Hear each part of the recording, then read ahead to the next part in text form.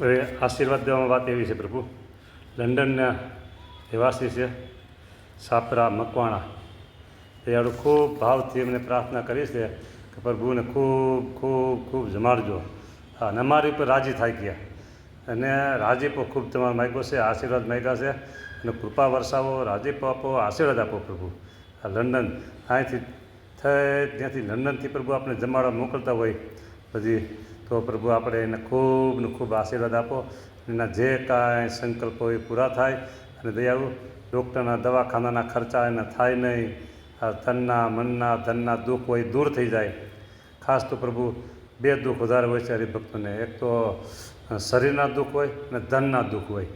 તો પ્રભુ અને તનના મનના ધનના બધા દુઃખ દૂર કરજો, એવા આશીર્વાદ વરસાવજો. ખૂબ ખૂબ રાજી રહેજો ભક્તો ઉપર. અને આપણા વિકીભાઈ છે રાજકોટના, એ આ બધી પ્રેરણા કરે છે બધા ભક્તોને થાળ જમાડવાની, તો એની ઉપર પણ તમે રાજી દેજો. વિકીભાઈને ખૂબ તમે આશીર્વાદ દેજો, એને સત્સંગનું બળ ખૂબ વધે ને એના જે કાંઈ તનના મનના ધનના દુઃખ હોય દૂર થાય ને એ ખૂબ જીવનમાં આગળની પ્રગતિ થાય. જે આખા પરિવારને આશીર્વાદ આપજો. વિકી ભગતને અને આ સાપરા મકવાણા એમને પણ આખા પરિવારને દયાળુ તમારા આશીર્વાદ મળતા રહે. જય સ્વામિનારાયણ.